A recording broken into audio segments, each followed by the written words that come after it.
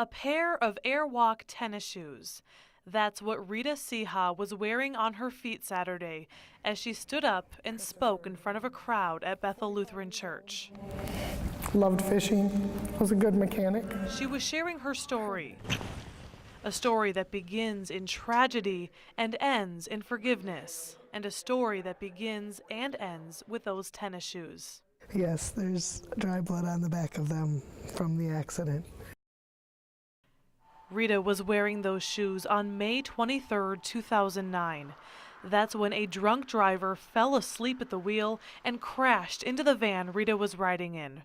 Her fiancé, 2 of her children, her grandson, and a close friend were all killed. That crash dramatically changed my life forever. Rita was the only survivor, and over the past 6 years, she's been learning to cope with her loss. From the funeral of her children, which took place at Bethel Lutheran Church. I had quite a tough time knowing there was a casket sitting there at one point that had my loved ones in it. To the trial of the man responsible, Chris Frisch. We talked to him 2 years ago while he was serving his 5-year prison sentence. In all reality, I'll never be free because I'm still holding on to that. So, that's something I got to deal with every day. He's also the man that Rita has a message for. I wanted him to hear it from me about the forgiveness, that I forgave him, and that he and somehow, and if I could help, needed to forgive himself, because that's a huge thing. Terry's seat and my seat. Rita has spent the past 6 years touring the state, speaking to people about the dangers of drinking and driving. He made a bad choice to drink and drive one night, and that will affect his life and mine, emotionally and financially, forever.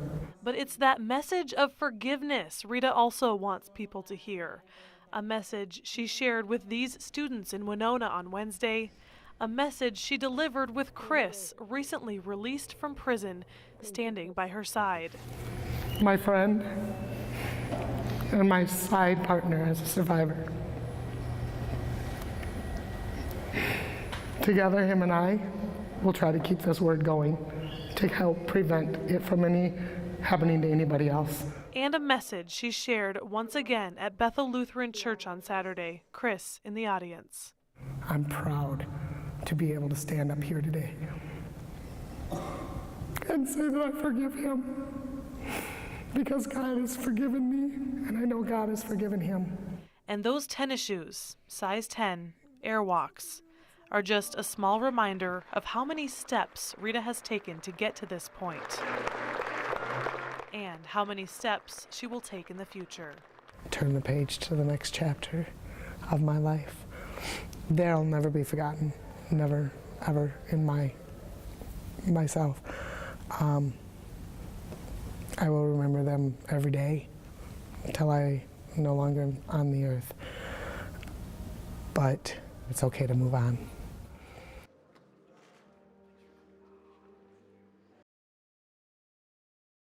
Brown paper packages tied up with strings. These are a few of my favorite things. Some of Rose Miller's favorite things include singing, doorbells and sleigh bells and schnitzel with noodles, jumping on the trampoline, and being a princess.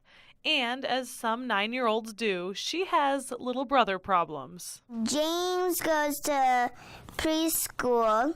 He wakes me up every time on the weekends. He doesn't let me help him buckle, and he doesn't share the upstairs bathroom, and he tells me what to do. But unlike most 9-year-olds, Rose struggles with something you can't see just by looking at her. Well, right away they knew that something was wrong with her because they had what is called floppy baby syndrome. So, like, when we went to go pick her up, she didn't have very much muscle. The hardest part of all of it, I think, was just to watch her get stuck with a needle, to draw blood over and over and over again, and the waiting, not knowing what it was. After more than 2 months of testing, Rose's parents, Alyssa and David, got their answer. But then at 76 days old, we found out that she has Prader-Willi syndrome. And it's something that isn't curable. It was scary. Like, we went outside and I just cried. Prader-Willi syndrome, according to Mayo Clinic, is a rare genetic disorder. The main symptom, a constant sense of hunger. I like Sloppy Joes. She will never feel full. That's just the main aspect of Prader-Willi. We started out at a really young age with her on a set schedule and set diet. Prader-Willi also comes with low muscle tone and delayed physical and mental development, and that sense of never feeling full can be very dangerous. What can potentially happen is they'll eat until their stomach bursts open and releases the toxins into their body. So it's very, very important not to overfeed someone with Prader-Willi. So for Rose and her family, meal times can be difficult. She's snuck food before, where we'll find candy wrappers. I feel sad because I want to eat a lot of food, but I can't, and it's hard for me to understand that I can't eat too much. We try to definitely limit the amount of food that she gets on her plate while making sure she gets a well-balanced, fruits, vegetables, grain, protein at every meal. But then we also limit the amount of time that she eats, so that, if you let her, she'll sit there and eat for an hour and a half, and we just kind of, keep it under a manageable time so that she's really not getting too much. And Rose's future is still very much unclear, her parents not even knowing if she'll be able to ever live on her own. Right now, it's really just a guessing game. She's doing great right now. That could change at any moment. There's so many families out there that have to lock up their fridges and cupboards, and that their child or teen or whatever has to have 24-hour supervision. They cannot be left alone at all, or they will go digging through garbages or eating dog food. But what is clear is Rose's vision of the future. What do you want to be when you grow up, Rose? Cop, queen, princess, and I want to work at the milk clinic. And until then, she just plans to keep on singing. Wild geese that fly with the moon on their wings. In Byron, Brianna Long, Are my favorite things. ABC 6 News. My dresses with blue satin sashes, snowflakes that stay on my nose and my lashes, silver white winters that melt into springs. These are a few of my favorite things. When the dog bites, when the bee stings, when I'm feeling sad, I remember my favorite things, and then I don't feel so bad. It is a product you likely have right in your kitchen pantry, peanut butter. But what you may not know is that there is a company right here in southeast Minnesota that makes it. As ABC 6 News anchor Brianna Long shows us, PB Crave is cooking up some unique concoctions in Cannon Falls. It's peanut butter jelly time! Peanut butter jelly time! Peanut butter jelly time! Where you at? In order to have peanut butter jelly time, you have to start with the peanut butter.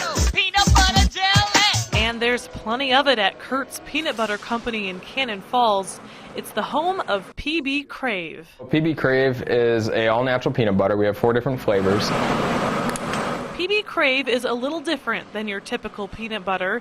They incorporate other flavors into the mix. It's Razzle Dazzle. It's a raspberry with white and dark chocolate. Cocoa Bananas, which is a banana with chocolate. We have Choco Choco, which is a double chocolate. And then we have Cookie Nookie, which is our cookie dough. Company execs also claim it's a healthier option. There's some big hazelnut spread companies out there that are doing fantastic. They've got 20 plus grams of sugar, where we come in at our bananas only got 3.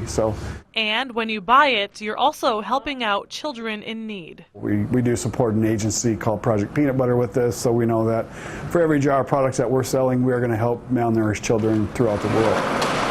The company is relatively new, only about 2 years old, And it was started by a man who didn't even like peanut butter. But he wanted to have the peanut butter he did like, and we just started to come up with some different formulations and flavors, and kind of sprung from there, and we figured, okay, let's give this a shot. And 2 years later, the word has spread like, well, you know.